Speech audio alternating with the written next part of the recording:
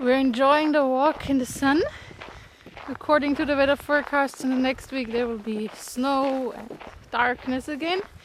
So we're trying to soak up all the sunshine we can. And we're actually on our way to the skiing slope here. Which is pretty funny for me because my hometown in Austria is a skiing town actually. And we have kilometers of slope. And this one is like, I don't know, 500 meters slope. I'll show you. But it's quite funny for me that they really do skiing here, because you drive down in maybe 30 seconds and then you sit in the lift for 5 minutes again. So yeah, not that funny, I would say.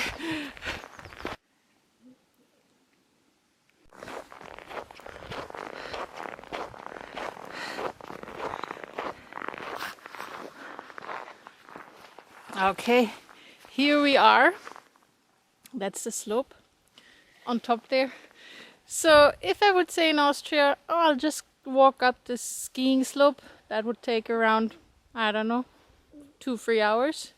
Let's see how long I'll take here.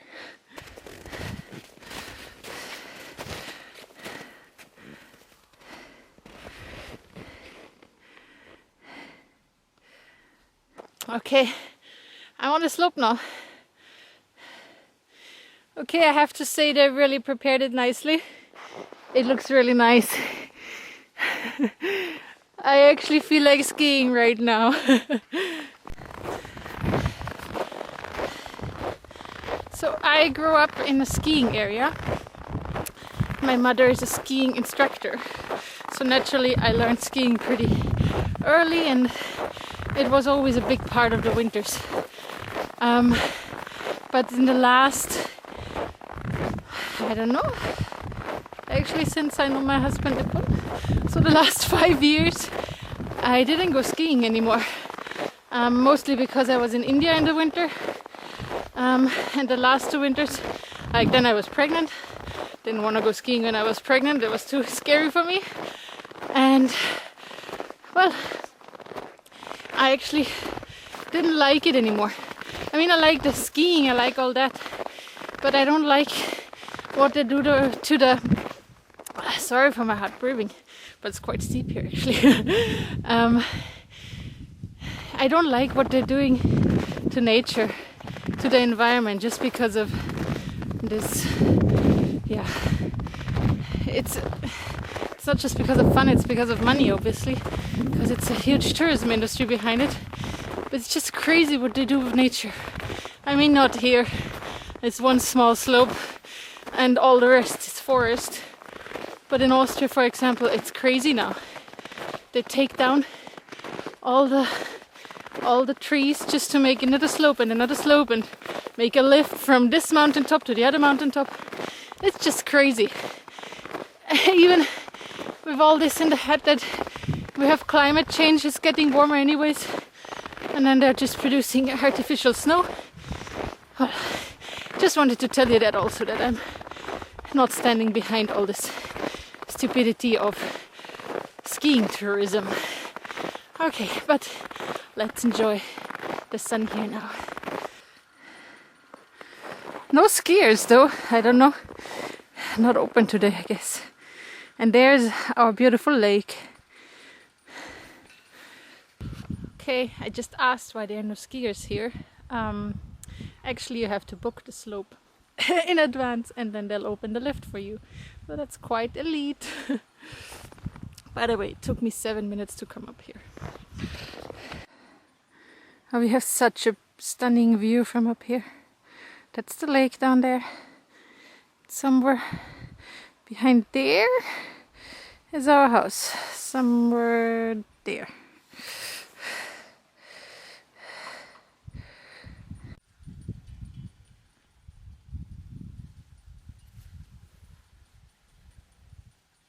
Sirveda got bored of sitting on my back. She also wants to walk.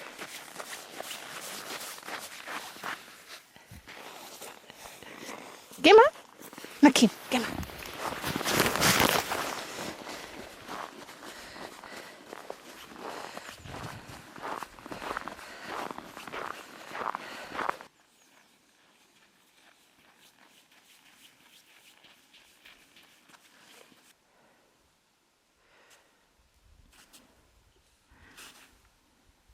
Sylvia, are you breaking? You don't like it, huh? Back at home. Now let's make breakfast. And because we're on holidays right now, we'll make something special. I thought we'll have a green smoothie because it's just delicious. And then I created some new kind of dessert, breakfast, yummy thing with sweet dough and filled with lingon jam. Lingon are those lingon berries here from Sweden. In Austria we have something called Preiselbeeren, that's almost the same thing. And they're a little sour in taste, so it goes perfect with sweet dough.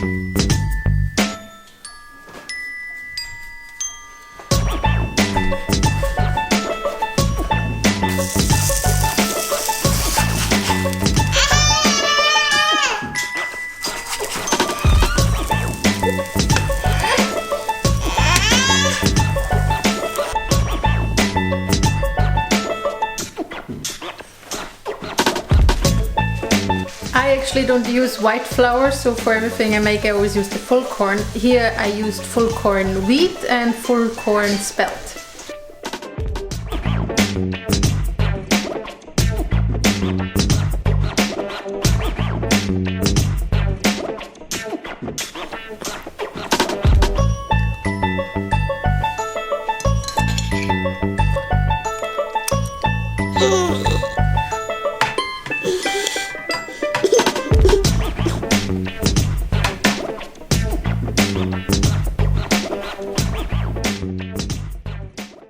Let's start working.